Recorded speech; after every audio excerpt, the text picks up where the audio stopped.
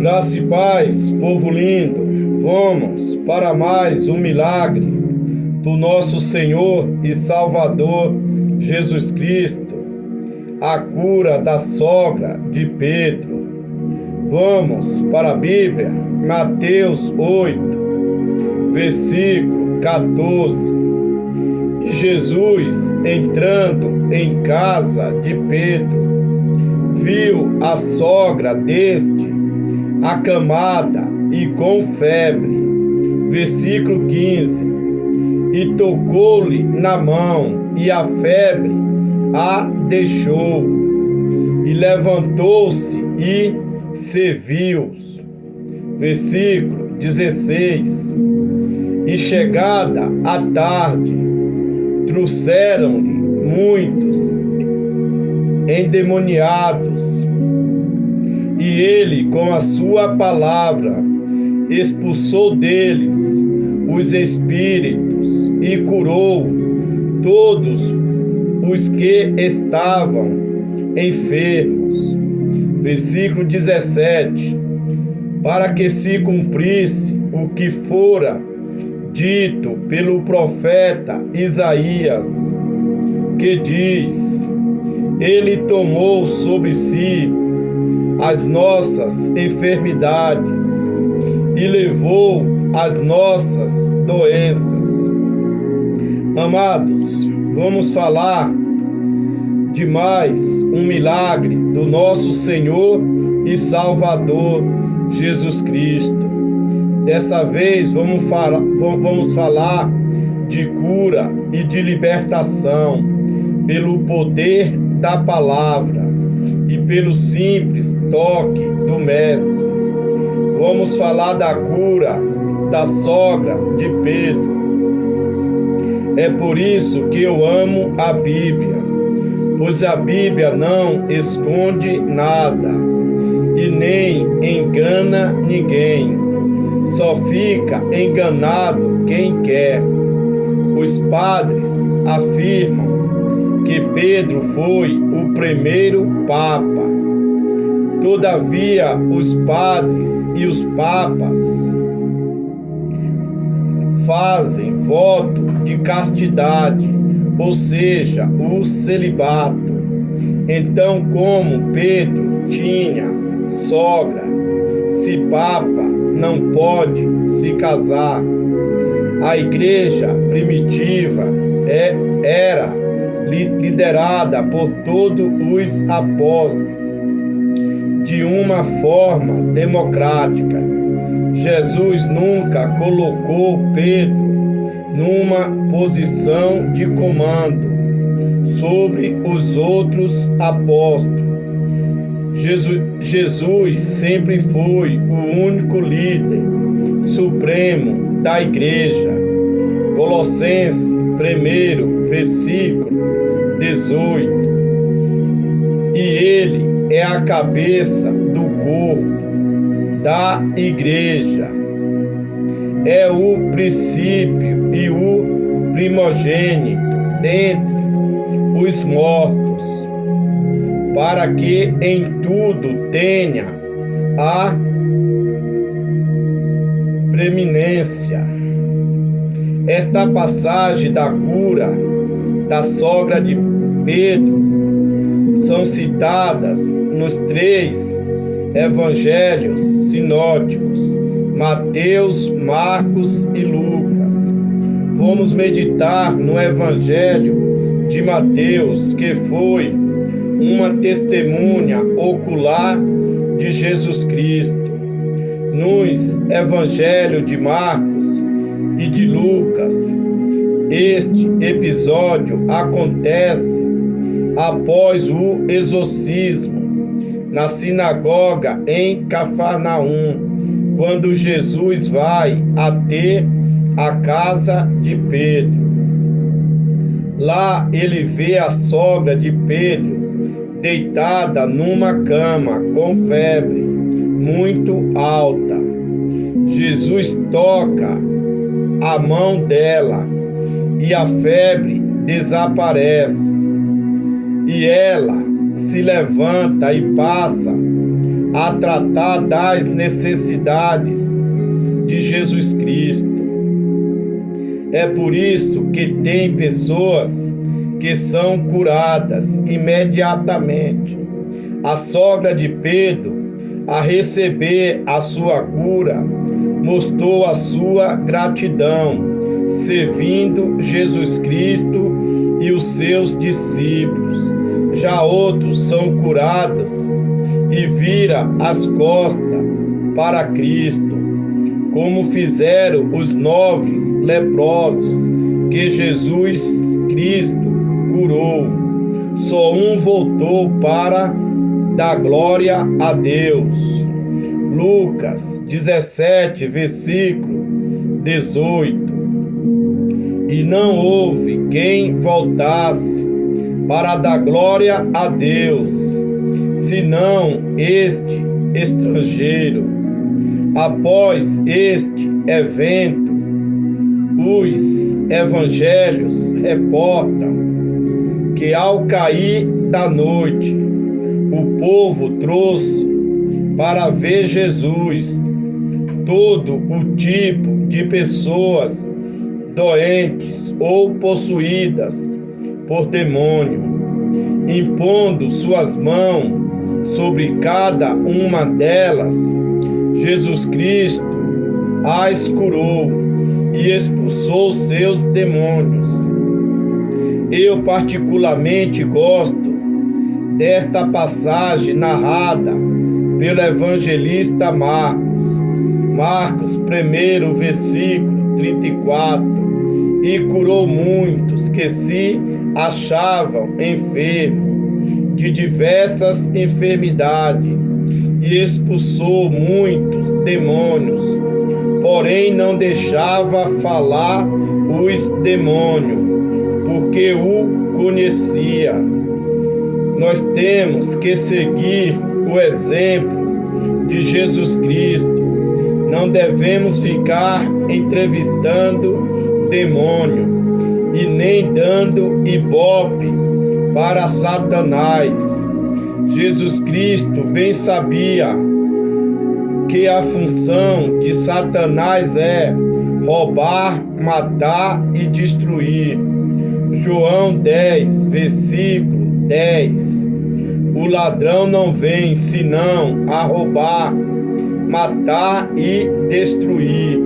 Eu vim para que tenham vida e tenham com abundância.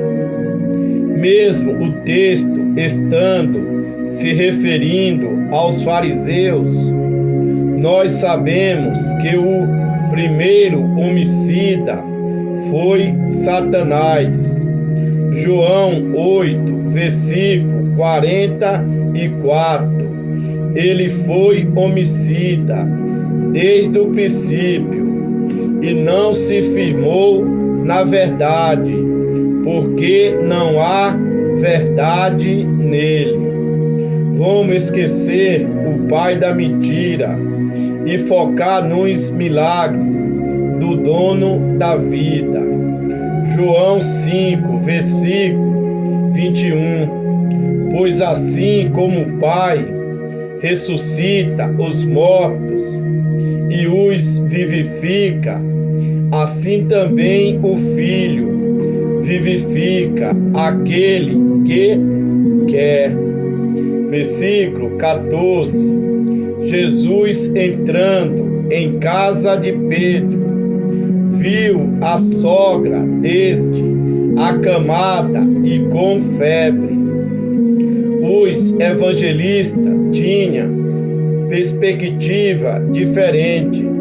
Às vezes dá a impressão que há contradição na Bíblia, mas a Bíblia é inerrante. Marcos e Lucas relataram a mesma história, só que com perspectiva diferente.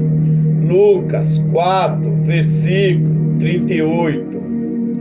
Saindo da sinagoga, dirigiu-se Jesus à casa de Simão. A sogra de Simão estava atormentada ardendo em febre, e rogaram a Jesus que ajudasse de alguma forma. João Marcos relatou o mesmo milagre, totalmente diferente de Lucas. Marcos 1, versículo 30.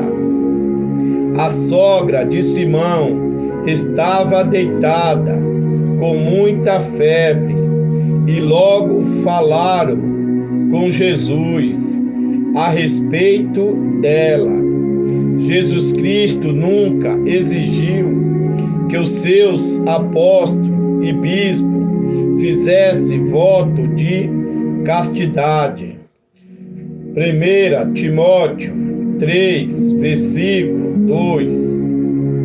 É fundamental, pois, que o bispo seja irrepreensível, marido de uma só esposa, equilibrado, tenha domínio próprio, seja respeitável e hospitaleiro, capacitado para ensinar.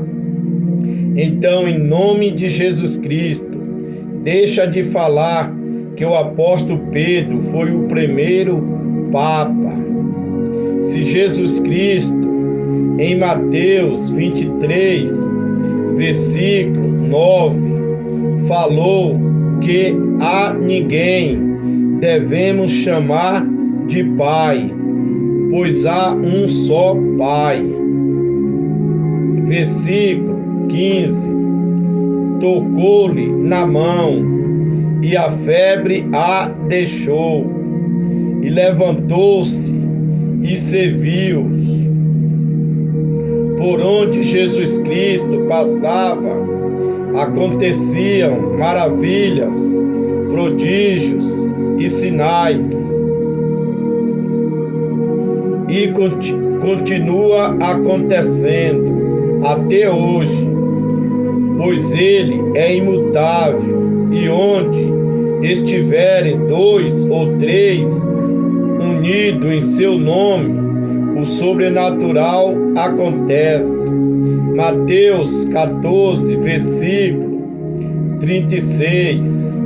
Suplicavam então a Ele que ao menos pudesse tocar na borda do seu manto, e todos os que nele tocavam ficaram plenamente sãos. Da mesma maneira que Jesus Cristo curava e ressuscitava, os seus apóstolos também ressuscitaram e curaram. Atos 19, versículo 11. E Deus, pelas mãos de Paulo, fazia maravilhas extraordinárias. Versículo 16. E chegada a tarde, trouxeram-lhe muitos endemoniados, e ele, com a sua palavra, expulsou deles os espíritos e curou todos os que estavam enfermos. Jesus Cristo sempre focou no ensinamento da palavra, na evangelização, cura e na libertação. Eu não sei por que nos dias atuais a maioria dos ministérios foca mais nos louvores e adoração, segundo eles. Mateus 4, versículo 23. E percorria Jesus toda a Galileia, ensinando nas sinagogas, pregando o evangelho do reino e curando todas as enfermidades e males entre o povo. Versículo 24. E sua fama correu por toda a Síria, e trouxeram-lhe Então todos aqueles que sofriam acometida de várias enfermidades e tormentos, os endemoniados e os lunáticos e os paralíticos, e Jesus os curava. Versículo 17: para que se cumprisse o que fora dito pelo profeta Isaías, que diz: Ele tomou sobre si as nossas enfermidades e levou as nossas doenças.